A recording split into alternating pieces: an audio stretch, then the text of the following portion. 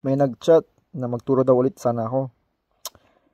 Wala na akong oras. Tsaka buti sana akong bayad, di ba? Joke lang. So ito nga, isa sa lesson sa level 2 KIPI emoticon. Nakalagay. 바사인 나대나?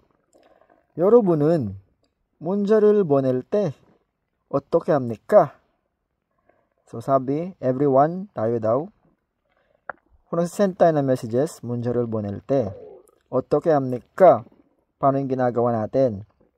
Kasi dito sa Korea, meron silang ginagawa. Next.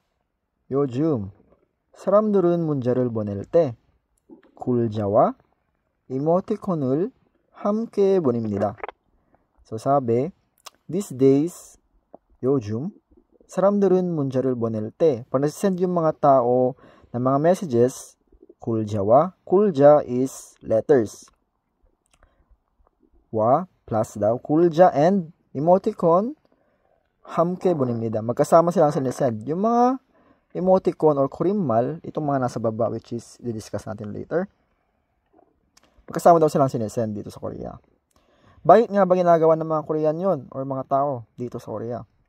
Sabi, 이렇게 하면 pag ginawa mo to, 기분이나 감정을 잘 전할 수 있고. So mas mako-convey mo daw yung 감정, which is emotions or 기분 or yung feelings. Then 재미도 있습니다. Ang 재미, masaya. O nga, masaya nga naman. So, tingnan natin. Usol te, pag masaya o tumatawa ka, di ba ang ginagawa natin dito sa English ay ha ha ha ha ha ha ha ha ha. Laugh, laugh, laugh, laugh. Ganon.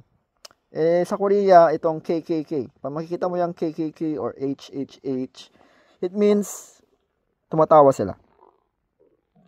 Okay? Usol te, ito yung ginagamit pag tumatawa. Next, sulpulte. Sulpulte, pag sad, makikita mo rin to, parang umiyak, di ba? Yuyu, umiyak na picture.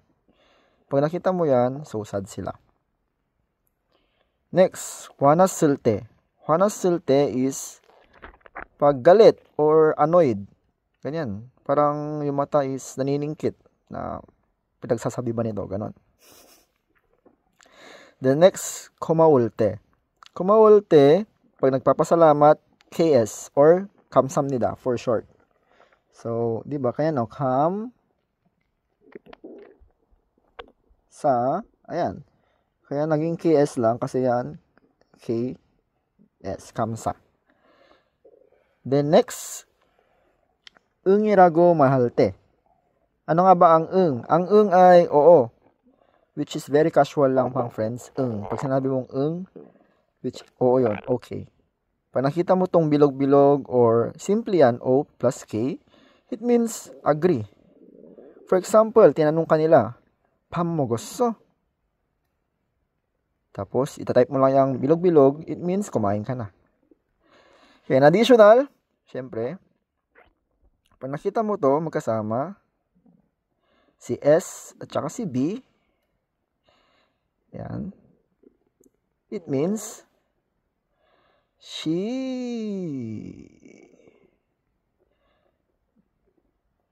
bal. Which means gago. Bye.